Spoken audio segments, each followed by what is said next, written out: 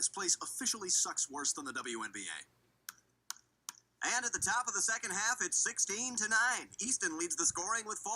And that's why she commands $7,000 a year. These gals sure do make it look difficult. But is having this minor skill worth being so unattractive? That's for the fan to decide. Yay! Had I not shown you that footage of a WNBA game, you wouldn't even know the product exists or that these individuals try to play basketball. Check this out, everybody. They really sent a message. Pay close attention to the letters on the shirts and watch their message. J-A-B-L-K-E.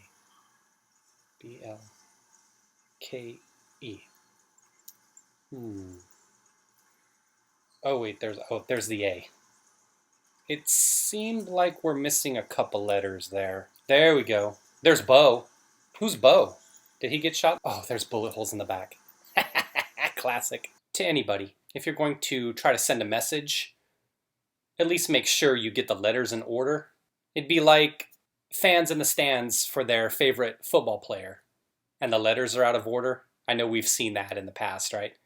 Or somebody comes out holding up a sign, and it's upside down. But all right, let's see what else we've got. We've got some good stuff breaking. Basketball and baseball, everybody. Check this man out. We're not going to listen to what he's saying, but take a look at that face mask there. Black is dope. And all we ever did was be black, says the t-shirt. Okay, noted. The Los Angeles Lakers and Clippers both voted to end the NBA playoffs in a meeting among players remaining in the bubble. This is a Yahoo article here.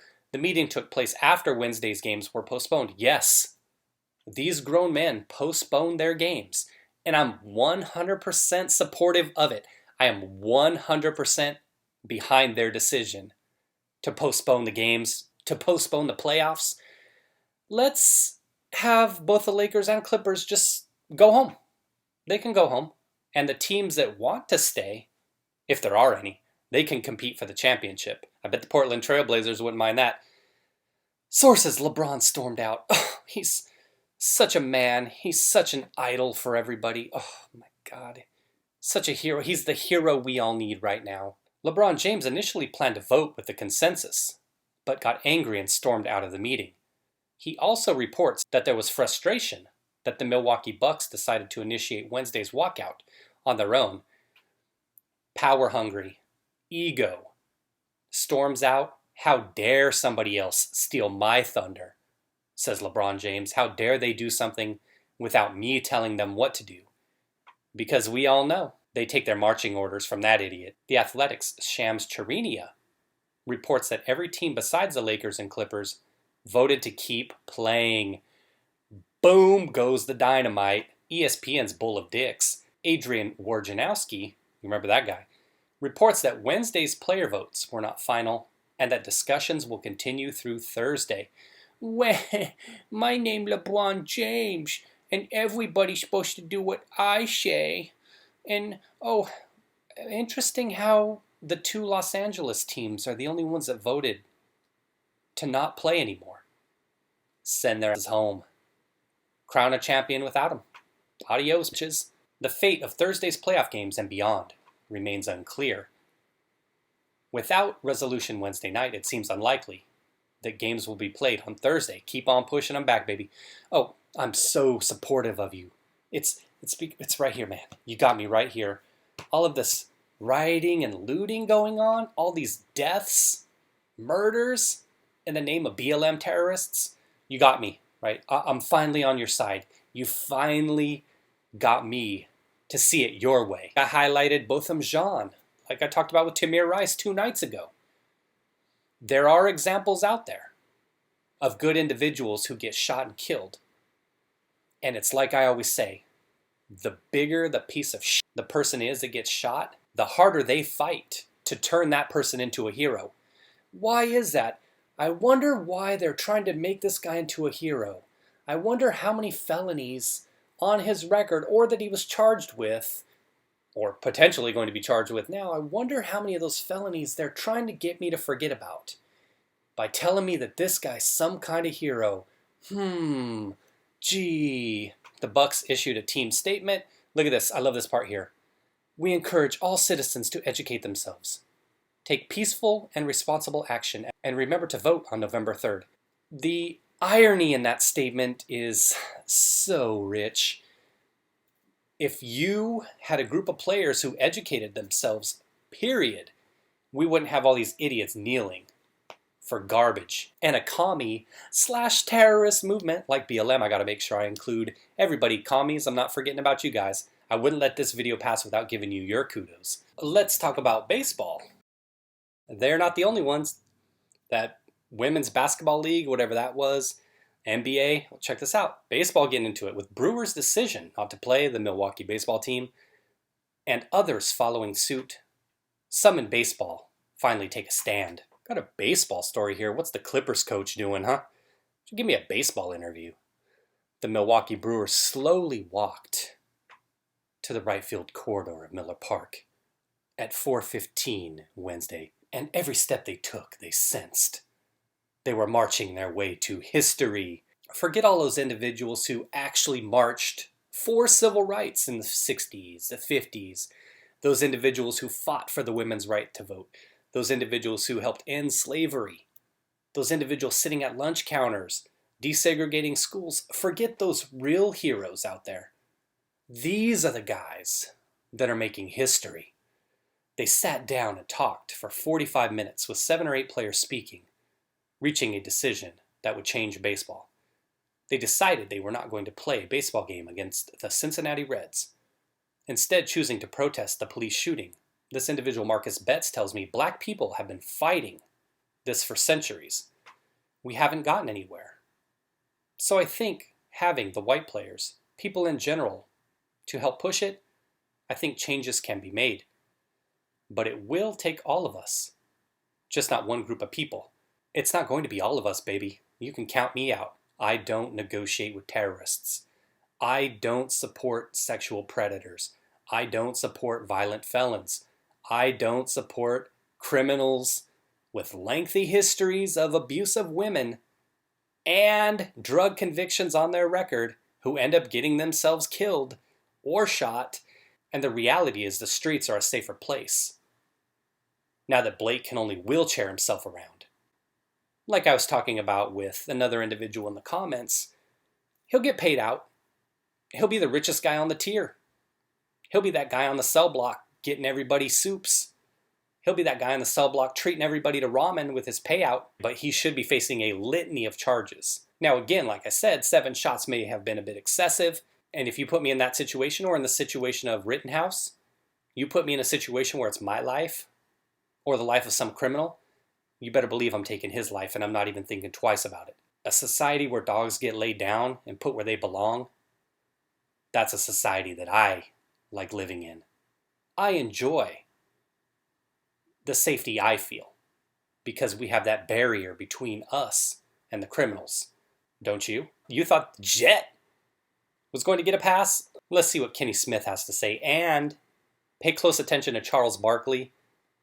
He'll be in the lower right of your screen. Ready to explode, like just in the thoughts of what's going on. And I don't know if I'm even appropriate enough to say it, what the players are feeling and how they're feeling. And I haven't talked to any of the players. I'm just like coming in, even like driving here and getting into the studio, hearing calls and people talking. And for me, I think the biggest thing now is to kind of... We'll get to it eventually. As a black man, as a former player, I think it's best for me to support the players and just not be here tonight. Oh, yeah. Okay, adios. Now, look, he just hangs out for a little bit. Figure out what happens after that. Okay. I just don't feel equipped. Okay. Hit the bricks, Junior. Hold on. I respect that.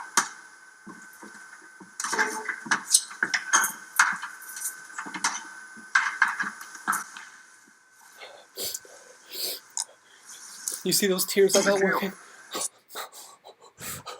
I got tears working by that impassioned speech by Kenny Smith. Hold on. Hold on, I gotta wipe my tears away. What do you mean? You saw me putting fake tears in there. Come on, these were tears of pain I was feeling. They finally got me. We've got a contrarian perspective. Might be one of the few we get because you know how the mob is. You can't say shit or else. Check it out. Colby Covington rips NBA MLB players for boycott in protest of police shooting. Justifiable of Jacob Blacob. And that's what we're going with. Jacob Blacob shall be his name until he serves his time for the crimes he committed, past and in the moment. Never heard of Colby Covington, to be fair, but I did come across this article while I was doing some research and everything, and I wanted to just throw the other side in there, see what he's talking about. It's pretty one-sided, as you know, in the media, right? Covington isn't happy about NBA and MLB players taking drastic measures Wednesday to protest the police shooting of Jacob Blacob. Covington, the former UFC interim welterweight champion, turned to Twitter to criticize the NBA and MLB for postponing games as it became clear that players were mobilizing to sit out games in protest of racial injustice and police brutality. The NBA postponed all 3 Game 5s of its first round playoffs, and MLB also postponed 3 regular season games. Covington, I just caught it. Covington Catholic. Ironic that his last name is Covington, right? Covington, meanwhile, called for the NBA and MLB players to leave their privileged lives and become cops if they want to be so critical of police. Boom. Dropped it on him. Oh, wow. You postponed your games, Covington wrote? Want to prove you're really about change? Quit your multi-million-dollar jobs and soft privileged lives playing a kid's game. Take a massive pay cut and perform the toughest job in America. Become cops. Covington's tweet tagged the Twitter handles of the NBA and turd sandwich LeBron James. Covington, who's known for his support of Donald Trump, okay, I think we know that he'd have to be a Trump supporter to come out and say this because you know there's got to be a lot of people on the left of the political debate that feel this way, but you know they're too scared to come out and say it. Even my punk-ass Congressman Harley Ruda, he won't even come out and condone the violence. I troll him on Twitter. He probably never even sees what I write. He probably has staffers writing that stuff for him, but I'm always trying to get him to come out and criticize these riots and step up and say, hey, enough's enough. But no, he's out here trying to say that calling it the China virus is racist. That was his latest tweet. He's out here still talking about Russiagate. He's out here talking about mailboxes getting stolen. That's my idiot congressman. What the fuck? Hopefully yours isn't so stupid. I suspect many of you probably have dumb Congress people, though. Anyway, back to it. Covington, he's been very vocal in backing police and Blue Lives Matter, in contrast with the terrorist movement. Covington's tweet Wednesday night wasn't the first time he's gone after James online. Covington also criticized then 49ers half-white loser, raised white and with white privilege, you know the guy, and NFL players for taking a knee during the national anthem in protest of police brutality. So, he's consistent. All right, yeah, so like I said, it's a lot of the same individuals out there, and I wonder what's going to happen. Are we going to do this thing every time now a black guy gets shot by police? Or it could even be not police, like with that loser in Florida who got himself killed by Zimmerman. Are we going to see protests now until the end of time? Every time a criminal gets himself shot? Are we? Mr. Singh, shout out to you, brother. You leave great comments. You'd be far better at this than I would, I don't doubt. So much insight. If you've seen any of his comments on my YouTube page. If you're not watching on YouTube, he leaves great comments over there. But he was talking about how you can't walk stuff back. And this will be my paraphrasing. He says it a lot better than I can say it. But once you get to this point where you come out like this and you're supporting a disgusting piece of garbage criminal like Blake, this guy Blake, he's just a piece of trash with no redeeming qualities.